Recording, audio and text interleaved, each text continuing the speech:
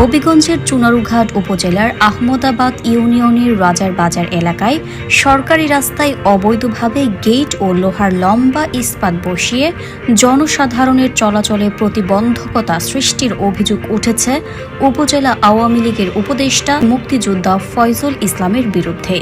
ঘটনাটি ঘটেছে 15 আগস্ট শুক্রবার ভোরে। অভিযোগ সূত্রে জানা যায়, বিগত আওয়ামী লীগ সরকারের আমলে মুক্তিযোদ্ধা ফয়জুল ইসলাম প্রভাব খাটিয়ে দামোদরপুর গ্রামের সরকারি রাস্তায় জোরপূর্বক গেট নির্মাণ করেন।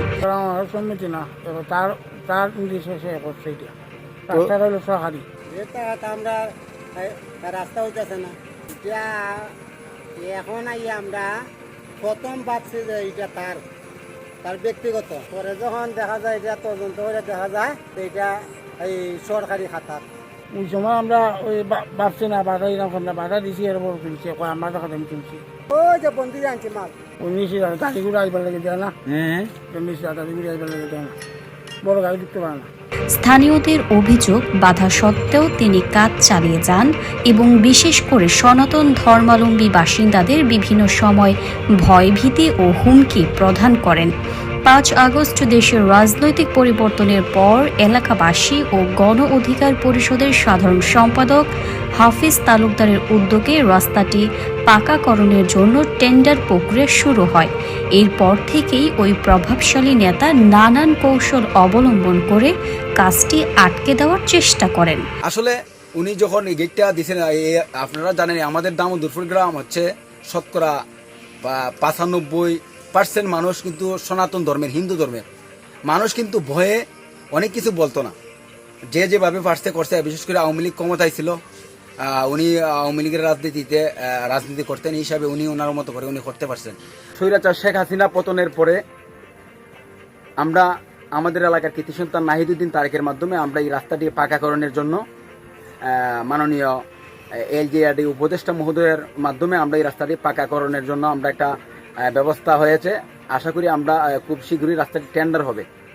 এই অবস্থায় এই রাস্তাটি, এই যে আপনারা গেটটা দেখতেছেন, এখানে মূলত এই গেটটি মূলত উনি সরকারি রাস্তায় অবৈধভাবে নির্মাণ করেছিলেন।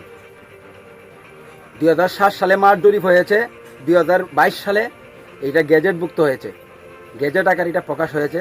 এটা সরকারি রাস্তা, সরকারি রাস্তায় অবৈধভাবে গেট আছে, অবৈধ দখলদারিত্ব আছে ওখানে।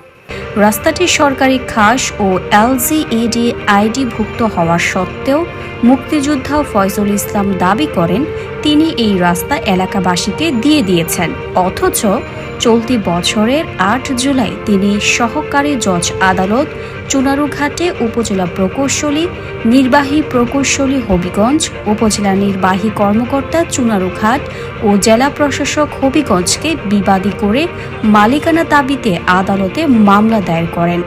মামলার প্রেক্ষিতে বিবাদীগণ আদালতে প্রেরিত প্রতিবেদনে উল্লেখ করেন রাস্তাটি এলজিইডি আইডিভুক্ত এবং পাকাকরণের জন্য টেন্ডার প্রক্রিয়াধীন রয়েছে। একই সঙ্গে ব্যক্তি মালিকানাধীন একটি অবৈধ গেট রাস্তাটির উন্নয়ন কাজে বড় বাধা হয়ে দাঁড়িয়েছে বলে প্রতিবেদনে উল্লেখ করা হয় এবং তা অপসারণের জন্য আদালতের নির্দেশনা চাওয়া হয়। স্থানীয়দের অভিযোগ, মামলার পর থেকে মুক্তিযোদ্ধা ফয়জুল ইসলাম গেট অপসারণের বদলে নতুন কৌশল নিচ্ছেন এবং জনমনে আতঙ্ক সৃষ্টি করেছেন।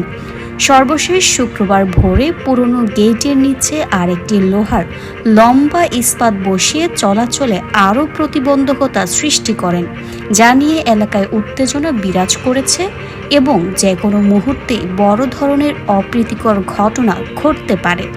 এ বিষয়ে ফয়জুল ইসলামের সঙ্গে যোগাযোগ করলে তিনি বলেন, 83, 237, 236 তিনটা দাগে জমি আমার, এই 2 সাইডের জমি আমার, আমি রাস্তা করছি। এখন এইটার আমার দলিল আছে, আপনারা দেখতে যাইবা, গলত দেখাইব আমি। এবং তারা একটা রাস্তা এখন কনস্ট্রাকশনের কাজ করতে চায়, তারা উদ্দেশ্য প্রণোদিত করে আমার মানহানি ঘটানোর জন্য, আমার ক্ষতিগ্রস্ত করার জন্য তারা এলজিডি রাস্তাটা এদিকে টার্ন করায়। উনার দাবি ব্যক্তি মালিকানা, উনি আমার দ্বারা আইসেন 2-3 দিন আইসেন, যে আমার খুঁজছেন যে ভাই আমার রাস্তার মাঝে তারা কাজ আনতে চাইতেছে, এতে আমি এটা মাঝে মামলা সামলা করছি। তাই বললাম এটা করেন, আপনার ব্যক্তিগত রাস্তা যদি হয় তাহলে কেন এই দিকে তারা আসবে। এ বিষয়ে চুনারুঘাট উপজেলা নির্বাহী কর্মকর্তা মোহাম্মদ রবিন মিয়া বলেন, বিষয়টি আদালতে বিচারাধীন রয়েছে, চূড়ান্ত সিদ্ধান্ত আদালতে নেবে।